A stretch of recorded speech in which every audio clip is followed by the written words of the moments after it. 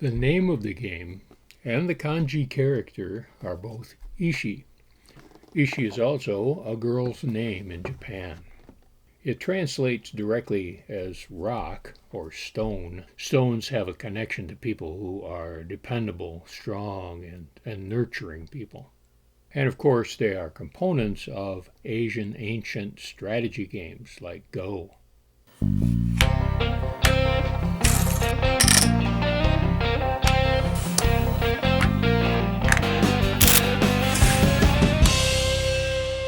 Greetings once again and welcome back to my game room.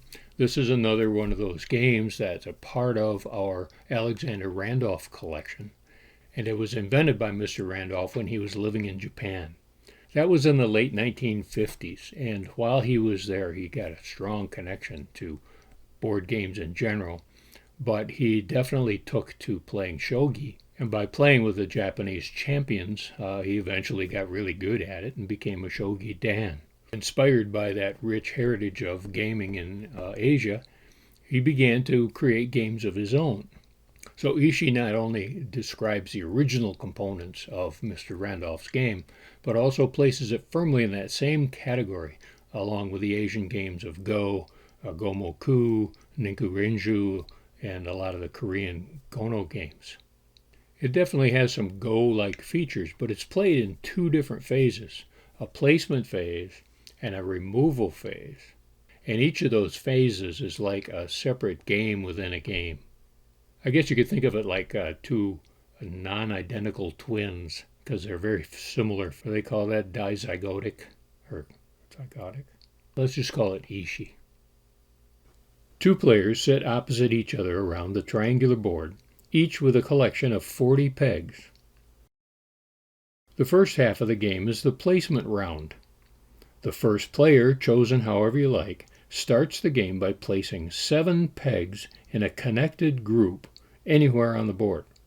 This can be in a tight cluster, or a long string of pegs, or some random amoebic glob. On each turn after that, the active player can do one of two things. They can place 1 peg more than the previous player does, or they can place any smaller number of pegs on the board. Again, they must be placed in a connected group, whatever shape. There's also a third possibility. If the opponent has placed 1 peg, it's not possible to place a smaller number, so it's acceptable to place just 1 peg. And in that case, 1 more than that is 2, so 2 pegs is okay too.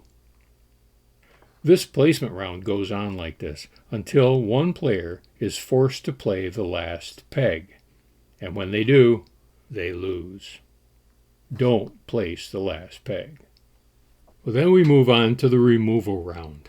The board is filled with groups of pegs, and probably some single pegs, from the placement round. Now each player removes pegs in the same fashion as in the first round. The winner from the first round starts by removing any number of connected pegs of either color. There are no assigned colors in this round. Players can remove any one color per turn, but they must be connected in adjacent holes. But the rules still apply. Either remove 1 more than the opponent did, or any number less than the opponent did. And this round ends when someone is forced to take the last peg. That person loses. Don't take the last peg. Okay, so that's the basics of the game, and it's fairly straightforward. Here's a game that's in progress right now, and you can see that there's clusters and rows of connected pegs of the 2 colors. Now, here's the quirky thing. There is no loser in this game, and here's how that works. The first round, whoever wins the first round, can only win the game by winning the second round.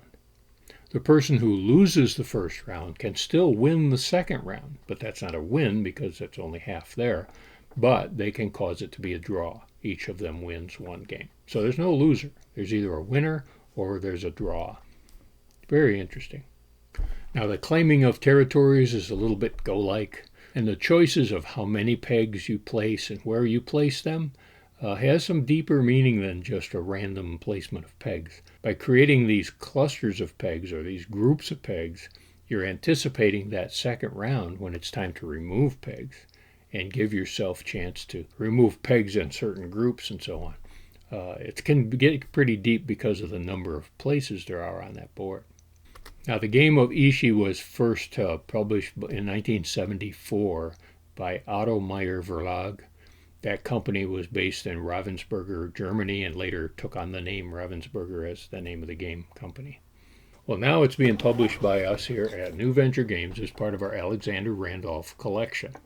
The link to buy a copy is, of course, in the show notes here. And if you get a copy and play it, be sure and let me know how that goes. Always interested in finding feedback from people. And watch for the videos that go along with the rest of the Alexander Randolph collection.